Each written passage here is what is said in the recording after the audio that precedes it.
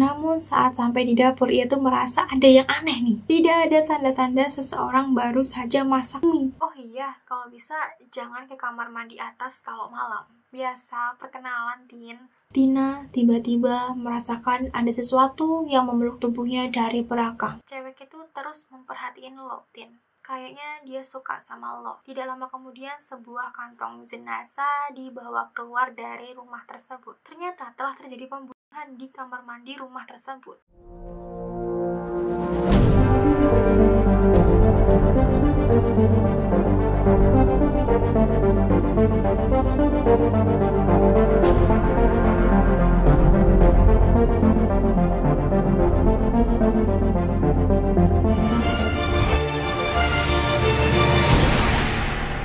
Halo guys, bertemu lagi nih sama aku Tridiansi di sini. Di segmen kali ini lagi-lagi kita akan membahas nih kisah nyata pengalaman hidup dari seseorang. Kali ini aku mengambil suatu kisah yang ada di aplikasi Threads yang bertemakan tuh kayak horor-horor gitulah. Judulnya tuh ya Penghuni Kos Baru. Kalau kalian tuh pengen membaca kisah ini secara langsung, kalian tuh bisa nih klik link yang ada di deskripsi video ini. Oke, tanpa berlama-lama kita langsung aja masuk ke isi threadnya.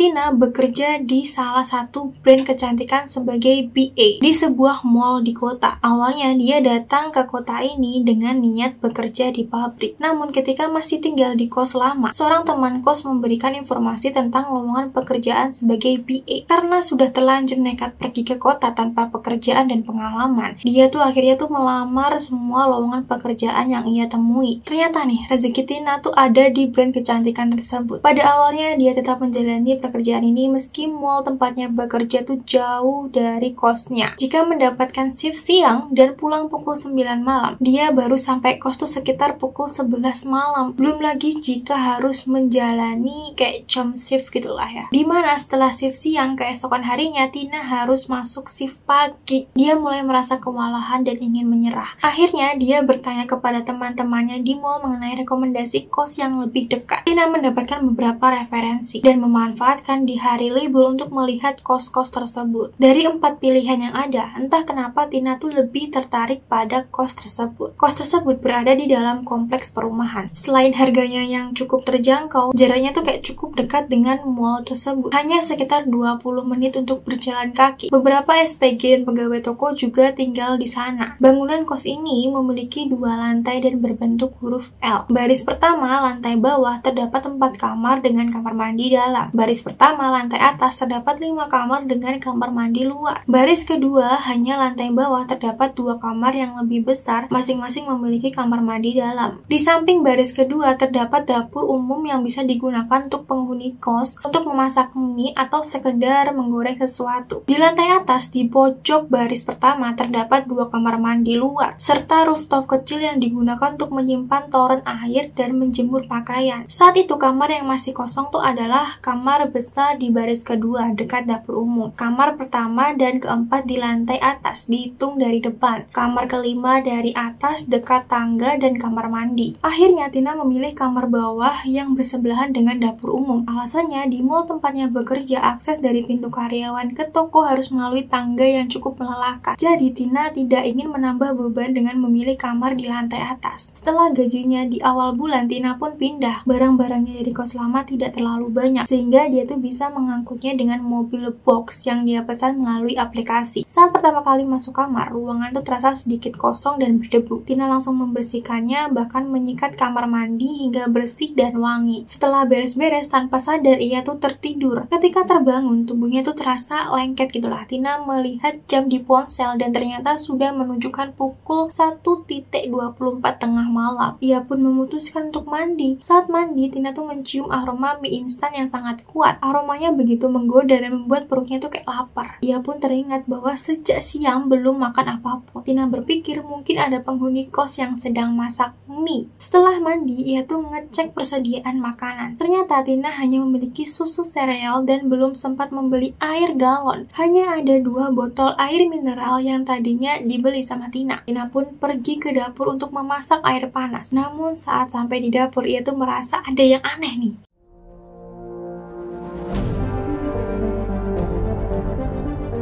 Tidak ada tanda-tanda seseorang baru saja masak mie. Tidak ada panci di atas kompor, tidak ada bungkus mie di tempat sampah, dan tidak ada uap air panas di sekitar dapur. Dia mencoba berpikir positif. Mungkin penghuni yang masak tadi itu langsung merapikan semuanya, atau mungkin memang ada aturan di kos tersebut yang mengharuskan dapur tetap bersih setelah digunakan. Tina juga belum memperkenalkan diri kepada penghuni kos lainnya, karena begitu selesai beres-beres tadi, Tina kan langsung tertidur gitu kan. Jadi Tina tuh belum tahu apa saja aturan di kos tersebut. Selain itu, dia juga belum bertemu pemilik kos yang rumahnya tuh berada di sebelah kos tersebut. Tina tuh hanya sempat bertemu dengan Pak Maman dan Bu Asih, pasangan suami istri yang bertugas membersihkan rumah pemilik kos dan area di sekitar kos. Mereka bilang bahwa pemilik kos sedang berada di rumah anaknya. Malam itu pun berlalu, Tina tidur dengan nyenyaknya setelah meminum susu sereal. Keesokan paginya, karena dia tuh shift siang, Tina pergi ke minimarket dekat kos untuk membeli beberapa kebutuhan. Dia tuh di minimarket tuh membeli beberapa camilan dan stok makanan untuk di kamar. Sesampainya di kos, Tina tuh mengetuk pintu kamar penghuni lainnya untuk memperkenalkan diri sekaligus membagikan snack yang tadinya dia beli. 9 kamar telah terisi, termasuk kamar yang dia tempati. Namun saat itu Tina hanya bertemu dengan 6 penghuni kos. Kos itu dihuni oleh 2 mahasiswa, seorang pria tampan yang bekerja di BUMN yang ternyata menempati kamar di sebelah kamarnya Tina. 2 SPG di mall yang sama dengan Tina, seorang pegawai toko di mall yang sama. Sementara 2 penghuni lainnya belum sempat Tina temui. Kata penghuni lain, mereka tuh selalu berangkat kerja subuh dan biasanya berangkat bersama ke stasiun, meskipun tujuan mereka tuh berbeda. Setelah berkenalan, ia kembali ke kamar. Tak lama terdengar ketukan di pintu. Ketika Tina buka, ternyata tuh Bu Wasi datang dan ngomong gini nih. "Libur hari ini, Mbak. Kerja shift siang, Bu."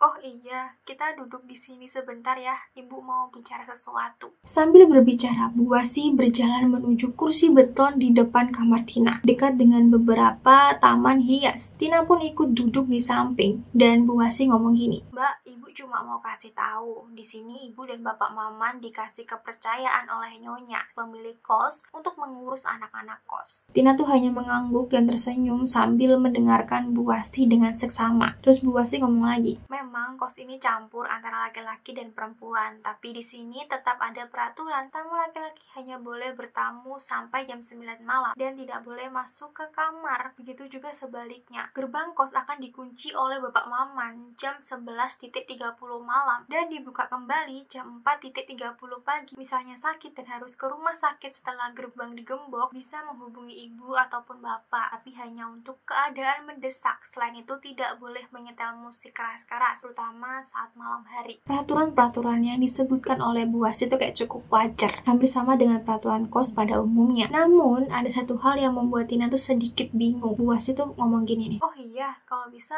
jangan ke kamar mandi atas kalau malam."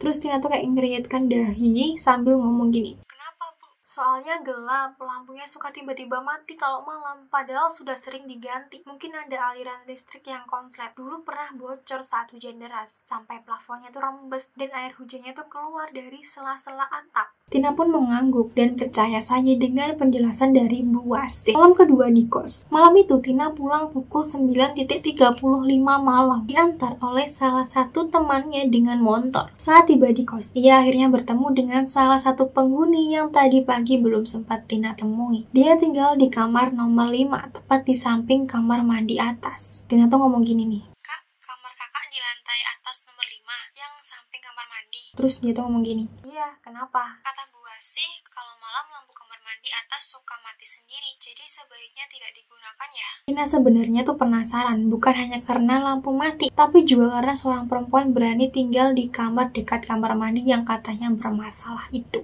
Iya, tapi kadang nggak juga kok. Aku sih nggak masalah. Kalau udah kebelet ya mau gimana lagi. Tina sedikit terkejut dengan sikap santainya. Santai aja, nggak ada yang aneh-aneh kok. Selama kita juga nggak aneh-aneh.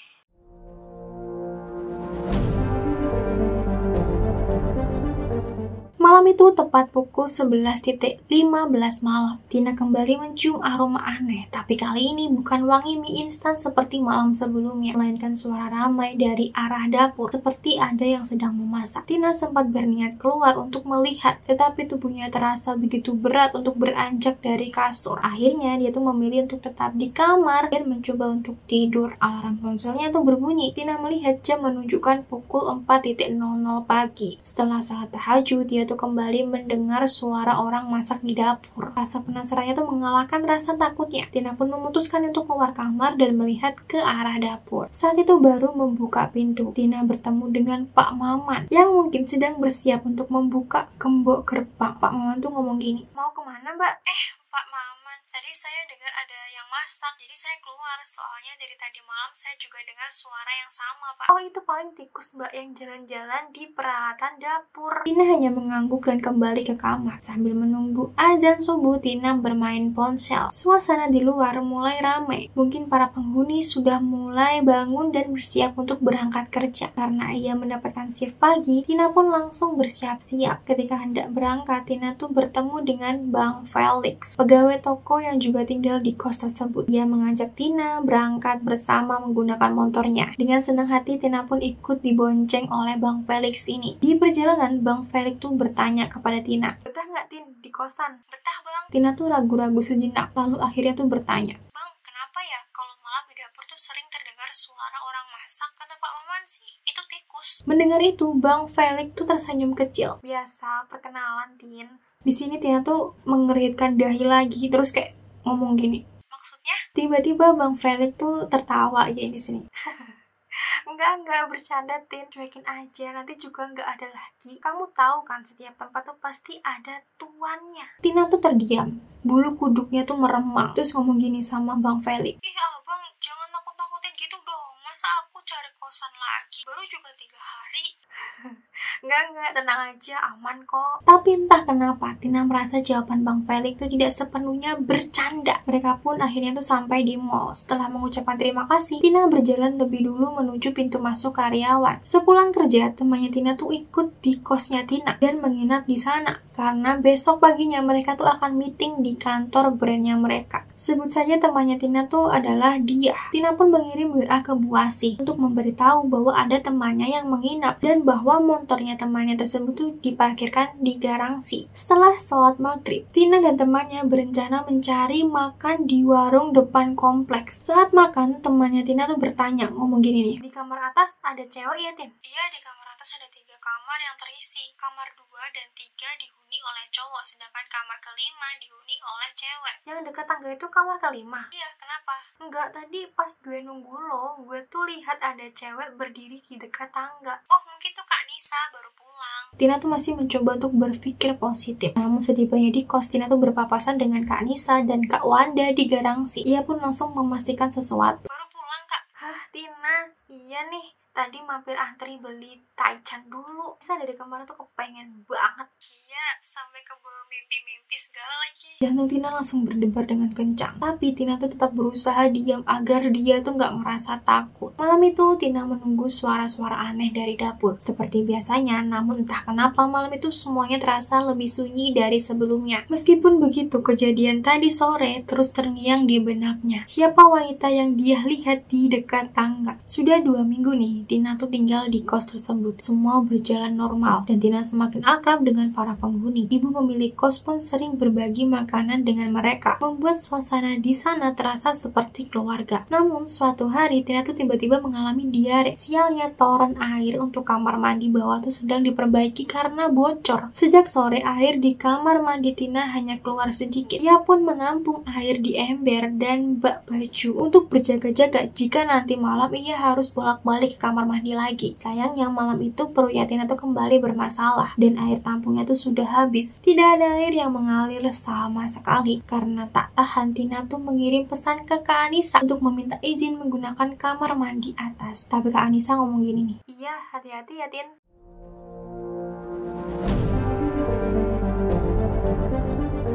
Tina sempat bingung dengan kata hati-hati tadi, tapi karena perutnya udah kayak sakit, Tina tuh tidak memikirkan lebih lanjut. Karena sampai di kamar mandi atas, Tina tuh melihat lampunya tuh masih menyala. Ia pun masuk dan segera menggunakannya. Untungnya lampunya itu tetap menyala selama ia di sana. Setelah 2 kali bolak-balik kamar mandi, Tina merasa semakin lemas. Ia tuh melihat bahwa jam tuh sudah menunjukkan 1.00 dini hari. Karena tubuhnya tuh terasa lelah, Tina mencoba untuk tidur. Namun dalam keadaan setengah sadar, Tina tiba-tiba tiba-tiba merasakan ada sesuatu yang memeluk tubuhnya dari belakang. Rasanya begitu berat.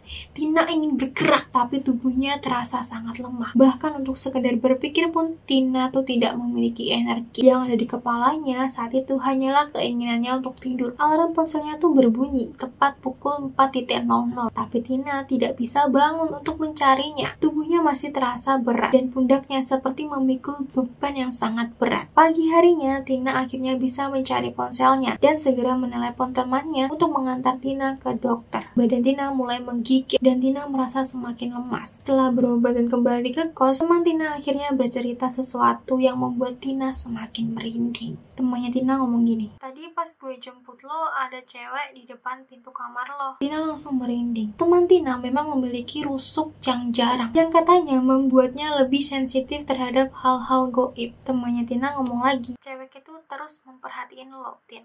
Kayaknya dia suka sama lo." Tina semakin ketakutan. Rasa parno mulai menyelimuti pikirannya. Ia pun menceritakan hal ini kepada Kak Anissa dan teman-teman kos. Dan Kak Anissa ngomong gini, "Kalau sampai lampu kamar mandi tetap menyala waktu kamu pakai, berarti aman, Tin. Dia nggak akan ganggu kamu." Tapi Tina malah semakin bingung dan takut. Haruskah dia tuh pindah kos? Tapi di sisi lain, Tina sudah merasa nyaman dengan penghuni kos di sana. Mereka baik, ramah, dan Tina tuh merasa memiliki keluarga baru. Namun bayangan tentang sosok wanita itu terus menghantuinya. Siapa dia sebenarnya dan apa yang sebenarnya terjadi di kos tersebut? Suatu malam, abang tampan yang penghuni kos di sampingnya Tina tuh kayak ngajak Tina tuh ke rooftop. Dan abang-abang tampan tuh kayak ngomong gini, "Sini deh, ikut yuk, ada sesuatu yang mau aku tunjukin ke kamu." Tina pun akhirnya tuh mengikuti abang-abang ini ya kan. Dari balik toren terlihat rumah di sebelah kos mereka. Rumah itu cukup luas tapi sudah lama tidak terawat. Rumput liar tumbuh di halaman dan auranya terasa mistis serta terbengkalai. Dalam hatinya Tina tuh berkata, "Aneh, dari depan rumahnya tuh tampak normal seperti rumah biasa. Aku bahkan baru tahu kalau rumah itu kosong." Di belakang kamar mandi kos terdapat pohon besar yang menjulang hingga melewati atap. Dan abang-abangan ini ngomong gini, "Aku yang paling lama ngekos di sini, Tin. Dari zaman kuliah sampai kerja freelance. Suatu ketika sepulang kerja, aku melihat rumah sebelah ramai. Ada polisi, wartawan, dan ambulan. Tidak lama kemudian, sebuah kantong jenazah dibawa keluar dari rumah tersebut. Kami penghuni kos tentu saja kaget. Ternyata telah terjadi pembunuhan di kamar mandi rumah tersebut. Korban ditusuk di bagian perut, lalu diseret ke kamar mandi, dimatikan lampunya dan dibiarkan di sana sampai benar-benar meninggal dunia." Bulu kuduknya Tina langsung berdiri mendengar cerita tersebut. Terus abang-abangan tadi ngomong gini, "Karena kamar mandi rumah ini berdekatan dengan pohon besar di halaman belakang, arwah korban sering bergentayangan. Apalagi dulu, kos ini selalu ramai di malam hari. Beberapa penghuni juga sering berperilaku tidak sopan. Akhirnya arwah korban seakan ikut menghuni kos ini. Terus bang, apa dia suka ke dapur juga? Soalnya aku sering dengar suara orang memasak di sana." "Bukan, dapur itu ada penghuninya, tapi dia nggak jahat, cuma iseng aja. Kalau kamu dengar suara itu lagi, cuekin aja. Dulu yang ngekos di kamar kamu sekarang nggak betah karena sering mendengar suara-suara aneh tersebut. Kalau kamu semakin takut, dia bakal semakin jahil. Tapi kalau kamu cuek, lama-lama dia juga berhenti mengganggu kamu." Tina pun mulai bimbang. Haruskah dia tetap kos di sana atau mencari kos baru lagi? Akhirnya Tina tuh memutuskan untuk mencoba bertahan selama 1 bulan. Jika gangguan tuh masih sering, maka Tina tuh akan pindah.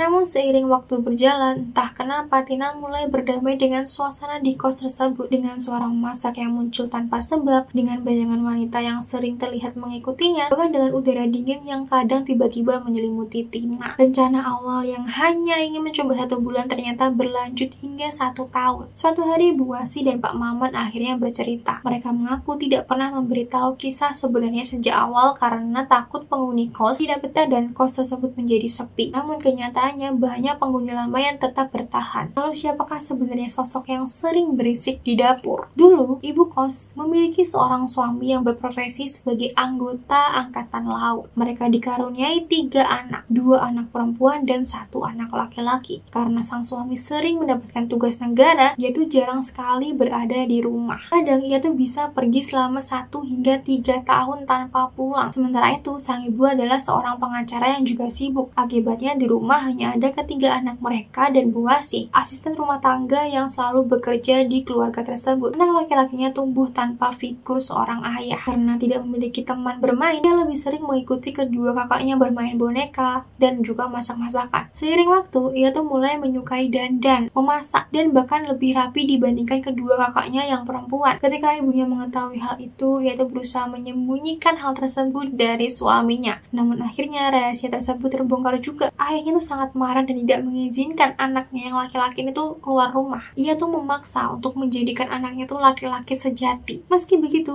diam-diam anak itu tetap menjalani minatnya. Ia memilih jurusan tata boga di SMK, tapi kemudian dipaksa keluar dan bersekolah di rumah atau homeschooling atas perintah dari ayahnya. Di depan ayahnya, ia tuh berusaha menjadi laki-laki seperti yang diinginkan ayahnya. Namun diam-diam dia tuh sering masuk ke area kos, terutama dapur. Saat itu ada seorang mahasiswa yang ngekos di kamar sebelah dapur, kamar yang ditempati Tina sekarang. Mahasiswa itu ternyata memiliki ketertarikan yang sama dengan anak tersebut. Mereka pun menjalin hubungan diam-diam. Anak itu sering memasak untuk mahasiswa tersebut dan menyimpan barang-barang pribadinya di kamar itu. Suatu hari ketika sang ayah sedang di rumah, ia tuh mencurigai gerak-gerik anaknya. Ia pun diam-diam mengikutinya hingga ke area kos. Saat anak itu masuk ke kamar mahasiswa tersebut, ayahnya tuh mendobrak pintu kamar dan mendapati mereka sedang bercumbu mesra. Jadi cowok sama cowok gitu kah? Ayahnya tuh marah besar dan dia langsung mengusir mahasiswa tersebut tengah malam itu juga. Anaknya berusaha menghalangi, tapi sang ayah kembali ke rumah, lalu keluar lagi dengan membawa senapan api. Keluar sekarang juga atau aku tembak kamu.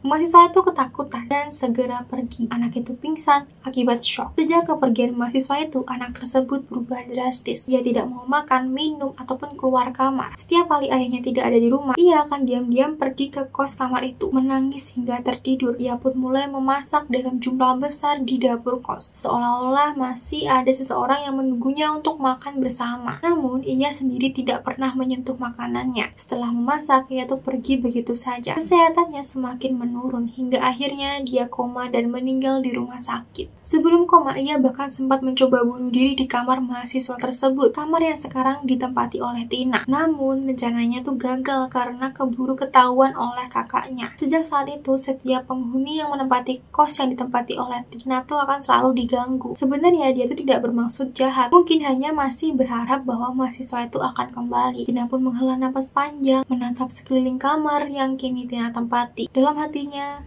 Tina berkata, "Maaf, aku telah menempati kamar kenanganmu. Aku bukan orang yang kamu tunggu. Aku hanya penghuni baru di sini. Tenanglah di sana. Aku akan menjaga kamar ini dengan baik."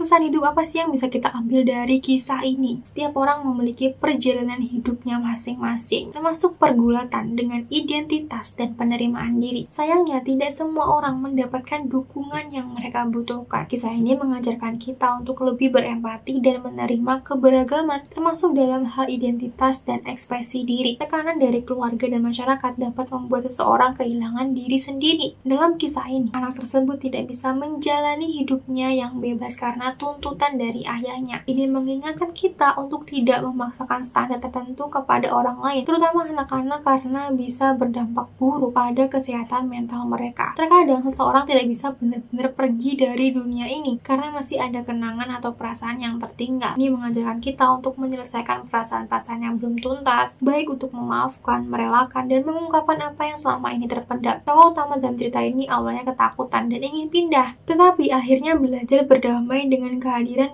penghuni lain di kos tersebut. Ini mengajarkan bahwa menghadapi ketakutan dengan sikap tenang dan penerimaan seringkali membuat kita lebih kuat. Meskipun ada kisah tragis di balik kamar yang dihuni, tokoh utama tetap bisa menjalani hidupnya tanpa terperangkap dalam ketakutan. Ini mengingatkan kita bahwa meskipun masa lalu memiliki bayangannya sendiri, kita tetap harus melangkah maju dan menjalani kehidupan dengan sebaik-baiknya. Kisah ini bukan hanya tentang horor, tetapi juga tentang tentang luka, penyesalan, dan penerimaan. Oke, sampai sini aja nih perjumpaan kita kali ini. Bagaimana pendapat kalian mengenai kisah ini? Komen di kolom komentar. Sebelumnya, terima kasih banget nih buat kalian yang sudah nonton video aku sampai akhir dan menyempatkan waktunya untuk memberikan kritik ataupun saran mengenai beberapa hal yang menurut kalian tuh nggak cocok. Dan dari kritik dan juga saran kalian akan aku gunakan nih sebagai evaluasi diri aku sendiri untuk berubah menjadi yang lebih baik dan memberikan tontonan yang bermanfaat dan juga menarik buat kalian. Kalau nih kalian tuh punya ide atau mungkin kalian punya pengalaman hidup dan ingin menceritakan pengalaman hidup kalian dan aku bawakan di channel YouTube ini, boleh banget kalian kirim pengalaman hidup kalian di akun email aku yaitu tridiansi502@gmail.com. Kalau aku ada salah-salah kata, mohon dimaafkan. Aku Tridiansi.